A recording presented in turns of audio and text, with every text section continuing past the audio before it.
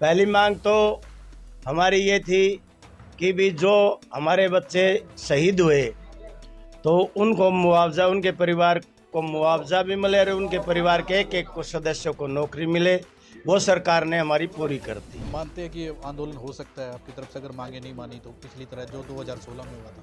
नहीं, 2016 वाला हमारा आंदोलन नहीं होगा। जाट समाज सड़कों पर नहीं होगा और अहिंसक नहीं होगा, अहिंसावादी हम हैं। समिति है, सवाल खड़े हुए थे चंदे को लेकर यशपाल मलिक पर भी, तो वो क्यों खड़े किए गए? ऐसा है, कुछ लोग ऐसे हैं बेहुदी बात करते हैं।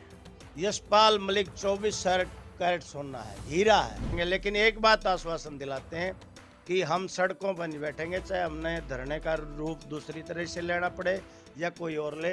हिंसा बिल्कुल नहीं अपनाएंगे, क्योंकि राष्ट्र की प्रॉपर्टी है, निजी संपत्ति है, उसको नुकसान पहुँचाने के लोग, उस शरारती तत्व दूसरी बरादरी के भी आकर के हमारे आंदोलन को खराब करने की कोशिश करते हैं। मतलब बगैर नेतृत्व के ये जो आंदोलन हुआ उसमें हमारा मलिक साहब का या हमारी जाट आरक्षण संघर्ष समिति का किसी का हाथ नहीं था।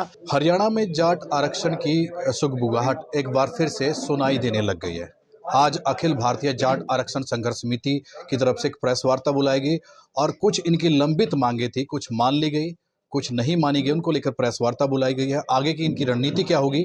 हमारे साथ राष्ट्रीय अध्यक्ष प्रताप धैया और संघर्ष समिति के तमाम पदाधिकारी, लीगल एडवाइजर होगा, तमाम पदाधिकारी यहाँ पर मौजूद है, बातचीत करेंगे आगे की इनकी रणनीति क्या होगी।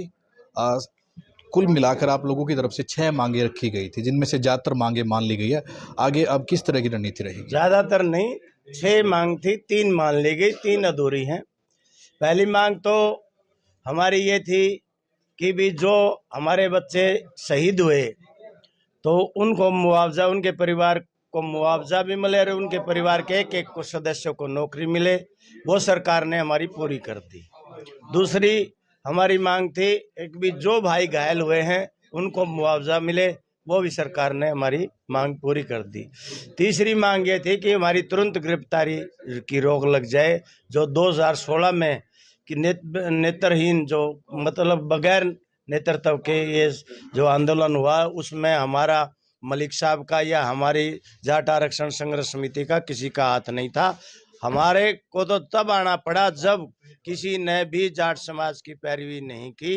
तो मलिक साहब की अध्यक्षता में 29 जनवरी 2017 से जो सांकेतिक धरने दिए गए और उसके बाद सरकार से अनुरोध किया गया भी हमारी 6 मांगे हैं और 52 दिन के बाद जो इंटरनेशनल मीडिया के सामने 19 मार्च 2017 को जाट अपना हरियाणा भवन के अंदर ये मांग रखी गई। 3 हमारी पूरी होगी और 3 जो बची हुई है वो एक ये है कि जितने भी मुकदमे 2016 में हमारे बच्चों पर हुए थे उनकी वापसी थी, जो आज के दिन 403 के करीब बचे हुए हैं, उनके बारे में। दूसरा, हमारा स्टेट में जो है आरक्षण हो। तीसरा, केंद्र में भी जो आरक्षण जो हमारा 2015 में निरस्त हो गया था सुप्रीम कोर्ट से, प्रधानमंत्री की अध्यक्षता में हमारा समाज के मंत्री भी मिले थे, समाज के संगठन के लोग भी मिले थे, उन्होंने हामी भरी थी।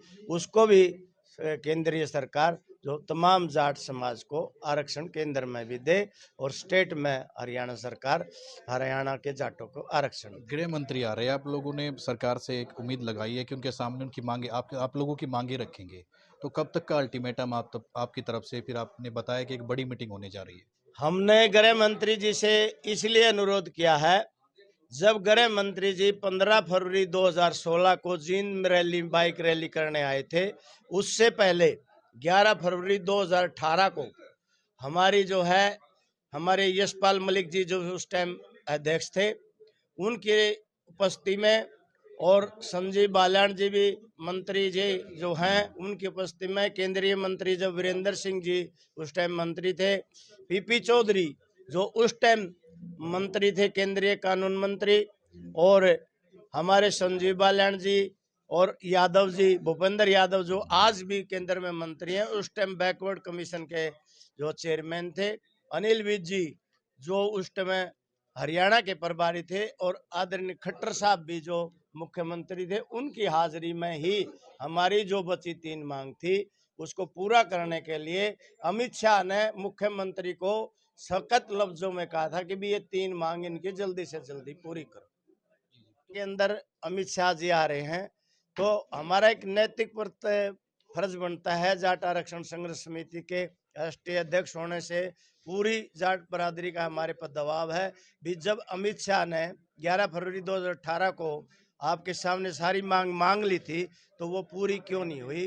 तो इस संबंध में हम 20 जनवरी को अनिल विज जी से मिले थे और वो बड़े बात के धनी हैं। उन्होंने हमारे को आश्वासन दिया कि भाई मैं आपकी तीनों मांगों का जिक्र आदरणीय गृह मंत्री अमित शाह जी के सम्मुख रखूंगा और पूरी जोरदार आपकी पैरवी करूंगा। और एक मांग तो मैं आपकी जो विड्रॉवल ऑफ केस है वो मेरे हाथ में है, उसके बारे में मैं अभी से पहले भी कार्रवाई कर दी और अभी आगे कार्रवाई करूंगा। तो इसीलिए हमने अनिल विज जी जो बात के धनी हैं उनके माध्यम से अपनी तीनों जो है मांगे अधूरी हैं उनके माध्यम से अमित शाह जी को कहा भी 29 तारीख से पहले अगर सरकार हमारी बात मान ले तो बहुत बढ़िया है कि जाट समाज में क्रोश है। अगर नहीं मानेंगे तो हम अपने जाट समाज में हमने के अपना प्रोग्राम चॉक आउट कर लिया। क्या मानते हैं कि आंदोलन हो सकता है आपकी तरफ से अगर मांगे नहीं मानी तो, पिछली तरह जो 2016 में हुआ था? नहीं, 2016 वाला हमारा आंदोलन नहीं होगा, जाट समाज सड़कों पर नहीं होगा और अहिंसक नहीं होगा, अहिंसावादी हम हैं। हम छत्तीस बरादरी का बिल्कुल उसको सम्मान करते हैं और करते रहेंगे। लेकिन हमारा आंदोलन इसी प्रकार से हम रायशुमारी करेंगे। 29 जनवरी को हमारी पहली मीटिंग बारडा में है, 7 जुलाई को लुहारू में है भिवानी की, 12 को हिसार में है और 19 को हमारी झज्जर में है।